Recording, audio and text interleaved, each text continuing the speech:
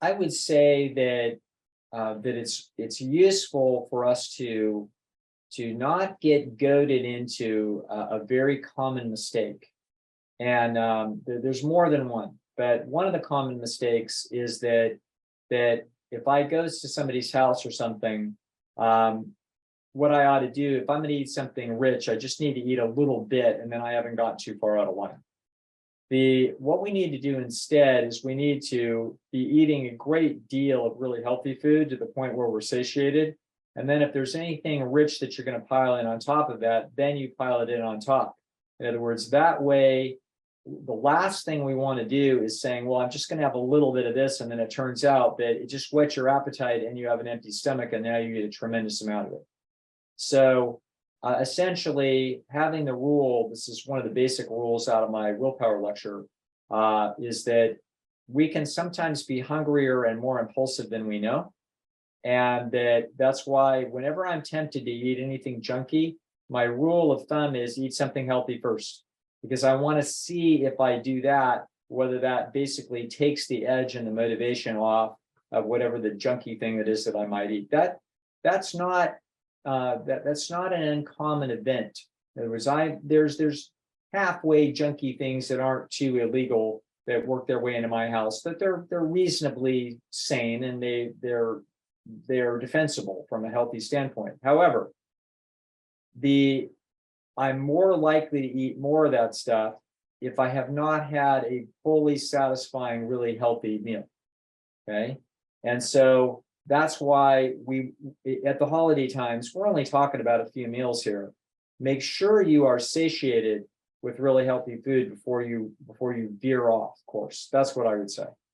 Second of all, I would also tell some people that depending upon what your own history has been with healthy living, it may be wise to not veer off course at all. So there are those of us that can, like I can have a little bit of this and a little bit of that, and it's not going to turn my ship upside down and drown me. But there are people that it will. And so if you have struggled mightily and you have, over the last 8 months, you have a hard fought 40-pound weight loss, and you are healthier now and everything is better, and you're looking at Thanksgiving, you could actually make a very interesting mistake.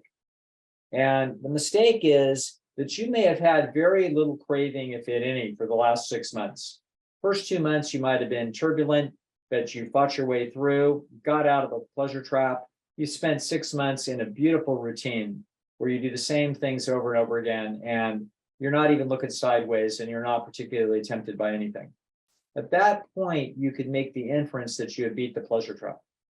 And that would be a mistake, because the truth is that you have never beaten the pleasure trap. All you've ever done is take it offline. You basically tell the unconscious mind that stuff actually isn't available. And if you are effectively inferring that it's not available, this is what happens with, for example, with people that struggle with alcohol. So a person that's struggling with alcohol, if they haven't had alcohol in a year, they can walk right down an alcohol aisle and not be particularly tempted.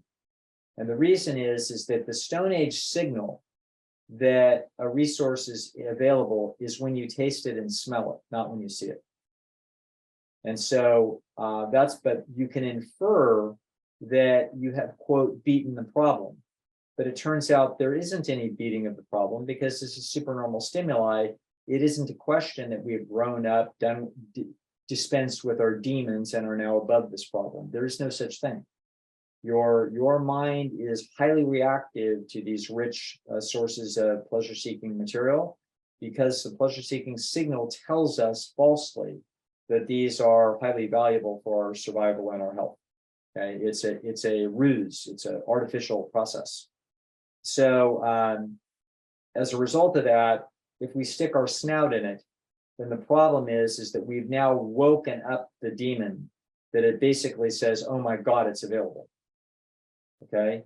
When it doesn't think it's available, when the unconscious mind doesn't think that it's available, it doesn't even hardly think about it. As soon as it becomes aware that it's available, now it's wide awake and it's plotting to get it. Okay. So there are major individual differences in people about how problematic this is. So as Dr. Lim would say, you have to know yourself on this one.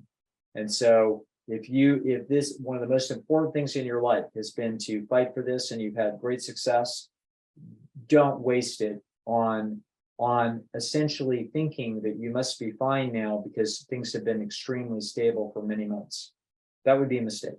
Okay. You fought too hard for this. It's not worth testing yourself and thinking and finding out whether or not you're strong enough. That's a mistake. The pleasure trap is the pleasure trap. It will lure you in. It will have a very strong response. And if it has been a major problem in your life, it will reemerge with a vengeance. Okay. So I would tell many people that this has been a precious new lease on life for them. Don't even chance it. Don't bother. Okay. I've gone through many Thanksgivings and Halloweens and Christmases and New Year's and not indulged at all. Just had my basic thing.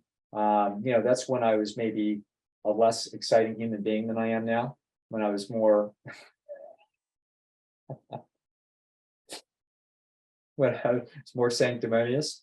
The truth is that I did it many times and I didn't suffer one bit from having Thanksgiving Day be a regular day for me with a little bit of extra cool stuff, maybe some cherries and some raspberries that I wouldn't have otherwise had.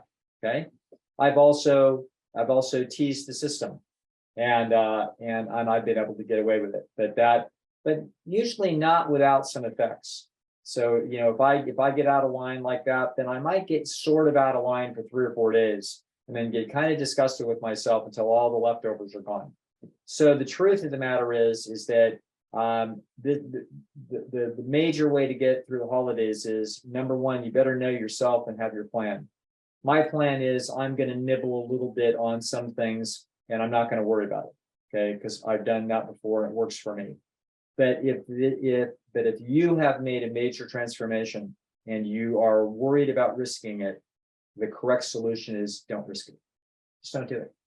Okay. You are actually probably more vulnerable than you know. And therefore, just step right around. It's like, don't step in the dog manure, just step right around it. Okay. Don't just walk through it because then it's going to be on your shoe and it's a mess. So keep that in mind.